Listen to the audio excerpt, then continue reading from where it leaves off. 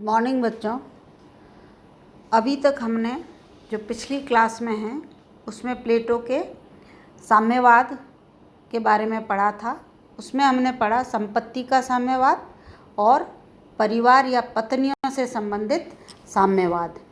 आज हम पढ़ने जा रहे हैं उसी क्रम में प्लेटो के साम्यवाद की आधुनिक साम्यवाद से तुलना।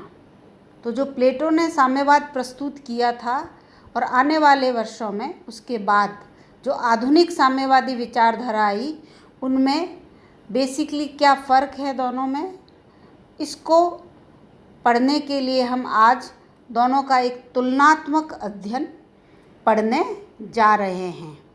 तो तुलनात्मक अध्ययन के लिए पहले हम पढ़ेंगे दोनों साम्यवाद के बीच में जो समानताएं हैं उसके बारे में, और उसके बाद दोनों की तुलना यानी जो दोनों में असमानताएं हैं उस पर चर्चा करेंगे या बात करेंगे।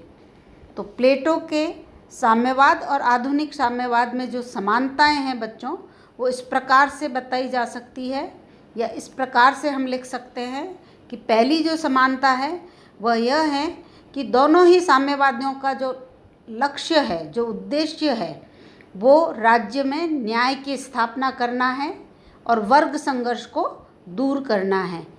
क्योंकि इसके कारण दोनों ही साम्यवाद राज्य में एकता स्थापित करना चाहते थे, वर्ग संघर्ष से होने वाले तनाव और समस्याओं से राज्य का छुटकारा दिलाना चाहते थे। अब दूसरी समानता जो दोनों साम्यवादों में है वह यह है कि दोनों ही साम्यवाद व्यक्ति और राज्य के पारस्परिक संबंधों पर आधारित है। दोनों ही व्यक्ति की अपेक्षा राज्य को सर्वोपरि मानते हैं और व्यक्ति की तुलना में राज्य को अधिक महत्व देते हैं या उसको अधिक महत्वपूर्ण मानते हैं। तीसरी समानता की बात करें बच्चों, तो तीसरी जो समानता आधुनिक साम्यवाद और प्लेटो के साम्यवाद में है वो यह है कि दोनों ही राज्य के हित में व्यक्ति की स्वार्थ की प्रवृत्तियां हैं या व्यक्ति के जो व्यक्तिगत स्वार्थ, इच्छाएं, भावनाएं हैं उनको नियंत्रित करना चाहते हैं, क्योंकि दोनों ही चाहते थे कि व्यक्ति की ये व्यक्तिगत वैयक्तिक इच्छाएं हैं वो कभी भी राज्य के लिए संकट उत्पन्न कर सकती हैं, वे कभी भी राज्य के हित में नहीं हो सकती। अगली जो समानता है वो है कि दोनों ने ही व्यक्ति के हित को सामाजिक और सार्वजनिक हित में ही पाया। यानी उनका मानना था कि राज्य में रहने वाले व्यक्तियों को यदि अपना हित करना है तो वो सार्वजनिक और सामाजिक हित करेंगे तो उनका हित अपने आप ही सधता चला जाएगा। अगली जो समानता है दोनों ही साम्यवादों में वह यह है कि ये दोनों ही साम्यवाद राज्य में जो जितने भी वर्ग हैं, विभिन्न वर्ग हैं, उनके बीच जो एक आर्थिक प्रतियोगिता है, एक आर्थिक प्रतिस्पर्धा है, जिसके कारण कि राज्य में तनाव, समस्याएं, संकट उत्पन्न होते हैं, अव्यवस्था उत्पन्न होती है, अशांति होती है, अराजकता हो सकती है, उसका अंत करने का समर्थन कर रहे हैं। इस प्रकार दोनों ही विचारधाराओं में उपर्युक्त समानताएं हम देख सकते हैं। मैक्सी ने इस संबंध में लिखा है कि यदि प्लेटो आज जीवित होता तो वे आधुनिक साम्यवादियों से भी प्रबल साम्यवादी होता। तो बच्चों, इस प्रकार दोनों साम्यवादों में समानता हम पाते हैं या देखते हैं। अब बात करते हैं दोनों साम्यवादों के बीच में असमानताएं या उनकी तुलना करते हैं कि आधुनिक साम्यवाद क्या कहता है, किस बात का समर्थन करता है, और प्लेटो का साम्यवाद किस बात पर बल देता है। तो जो पहली असमानता है दोनों साम्यवादों के बीच वह इस प्रकार से है कि दोनों ही साम्यवाद के जो लक्ष्य है, जो उद्देश्य है, वह अलग अलग है। कैसे कि पूर्व में भी हमने जो प्लेटो का साम्यवाद है उसकी एक विशेषता यह लिखी थी कि इसका लक्ष्य, उद्देश्य, आधार राजनीतिक है, आर्थिक नहीं। जबकि आधुनिक साम्यवाद का लक्ष्य, आधार, उद्देश्य पूरी तरह से आर्थिक है। राजनीतिक आधार उसका बिल्कुल भी नहीं है। उसका आर्थिक आधार पर ही प्रतिपादन किया गया है कि जो राज्य में या किसी भी राजनीतिक व्यवस्था में आर्थिक शक्तियाँ होती हैं उसका न्यायपूर्ण समान वितरण हो, इसके लिए ही यह आधुनिक साम्यवादी विचारधारा का प्रतिपादन हुआ था। दूसरा जो दोनों में अंतर है वो है वर्ग के आधार पर।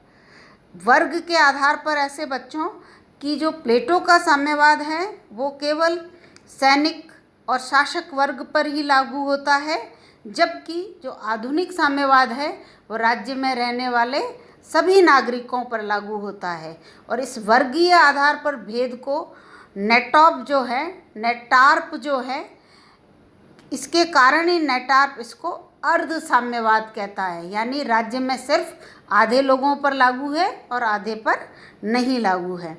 अगली जो असमानता दोनों के बीच में है वह यह है कि जो आधुनिक प्लेटो का साम्यवाद है उसकी स्थापना से राज्य के आर्थिक ढांचे में कोई परिवर्तन नहीं होता, क्योंकि उसका आधार ही राजनीतिक था। जबकि आधुनिक साम्यवाद है उसकी स्थापना पर जो स्थापित आर्थिक ढांचा है वो पूरी तरह से परिवर्तित हो जाता है या हो जाएगा। अगला जो तुलना है वो इस प्रकार से कर सकते हैं हम दोनों साम्यवादों में कि जो प्लेटो का साम्यवाद है वो उपभोग के पदार्थों को प्रभावित कर रहा है, उत्पादन के साधनों पर का उससे कोई संबंध नहीं है, क्योंकि हमने पूर्व में ही कहा कि इसमें जो उत्पादक वर्ग है, जो राज्य में उत्पादन कर रहा है, उस पर यह लागू ही नहीं हो रहा है। जबकि आधुनिक साम्यवाद पूरी तरह से उत्पादन के साधनों के सामूहिक स्वामित्व या उनके समान वितरण का ही समर्थन करने वाला है। अगली जो असमानता है वो बच्चों इस प्रकार से हम बता सकते हैं कि हमने प्लेटो के साम्यवाद में पढ़ा भी था कि उसने इसलिए प्रस्तुत किया यह संपत्ति के साम्यवाद में कि वह राजनीतिक और आर्थिक शक्तियों को एक साथ नहीं देना चाहता था, क्योंकि उसको लगता था कि जब राजनीतिक और आर्थिक शक्तियाँ एकीकरण हो जाएगा तो वह राज्य के लिए अच्छा नहीं रहेगा, वह राज्य को नष्ट कर देगा, राज्य का अंत कर देगा। जबकि आधुनिक साम्यवाद पूरी तरह से उत्पादक वर्ग को, यानी जो राज्य की आर्थिक शक्ति है, उनके हाथों में ही राजनीतिक सत्ता देना चाहता है। यानी जो सर्वहारा वर्ग के अधिनायकत्व की स्थापना की बात करता है वह उसका उत्पादक वर्ग ही है, और वह पूरे श्रमिक जो कि उत्पादन करने वाले हैं उनके हाथ में राजनीतिक सत्ता सौंपना ही उसका एकमात्र ध्येय है। तो इस प्रकार जहाँ प्लेटो का साम्यवाद राजनीतिक और आर्थिक शक्तियों के एकीकरण का विरोध करता है, वहीं आधुनिक साम्यवाद राजनीतिक सत्ता को आर्थिक शक्तियों के हाथ में सौंपने का समर्थन करता है। अगली जो तुलना या असमानता हम दोनों साम्यवादों में देखते हैं बच्चों, वो है कि इनके आधारभूत स्वरूप में ही भेद हैं। कैसे कि जैसे प्लेटो के साम्यवाद का जो स्वरूप है वो आध्यात्मिक ज़्यादा दिखता है, जैसा कि बार्कर ने कहा है कि यह समर्पण का मार्ग है और इस समर्पण की मांग सर्वोत्तम है और केवल सर्वोत्तम मनुष्य से ही पूरी की गई है। जबकि आधुनिक साम्यवाद पूरी तरह से भौतिक है, उसमें संपत्ति का निषेध नहीं किया गया है, वरन संपत्ति के समान वितरण पर बल दिया गया है।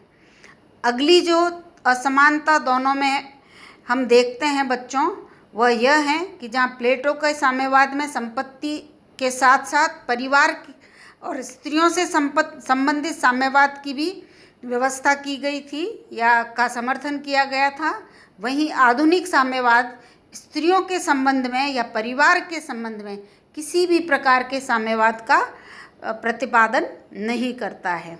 अब अंतिम, जैसा कि मैं कहती हूँ लास्ट बट नॉट लीस्ट, जो असमानता दोनों साम्यवादों में हम देखते हैं वो है क्षेत्र को लेकर।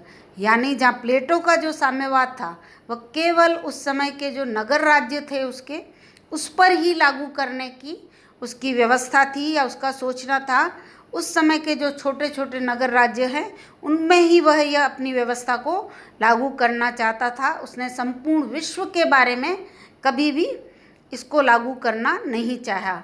इसके विपरीत जो आधुनिक साम्यवादी विचारधारा है उसमें हम देखते हैं कि वह समूचे विश्व के मजदूरों को एकता में लाना चाहता है या समूचे विश्व के मजदूरों में एकता स्थापित करने के लिए ही प्रतिपादित किया गया था। यह एक ऐसी नवीन सामाजिक व्यवस्था के प्रतिपादन का पक्षधर था जिसके द्वारा जो राष्ट्रीय राज्य हैं उनका कोई अस्तित्व नहीं रहेगा, वह उनका अंत हो जाएगा।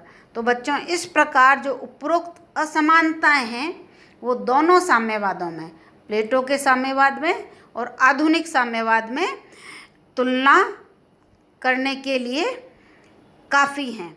आगे हम टेलर के शब्दों में इन दोनों साम्यवादों का जो अंतर है या जो तुलना है वो इस प्रकार से लिख सकते हैं, कर सकते हैं, कह सकते हैं कि रिपब्लिक के समाजवाद और साम्यवाद के संबंध में बहुत कुछ कहे जाने के बावजूद वस्तुतः इस ग्रंथ में न तो समाजवाद पाया जाता है और न ही साम्यवाद। तो इस प्रकार से बच्चों आज हमने पढ़ा प्लेटो के साम्यवाद की आधुनिक साम्यवाद से तुलना या प्लेटो के साम्यवाद और आधुनिक साम्यवाद में जो समानताएं और असमानताएं हैं उनको। अगली जो ई क्लास हैं बच्चों उसमें हम पढ़ने जा रहे हैं प्लेटो के आदर्श राज्य के बारे में।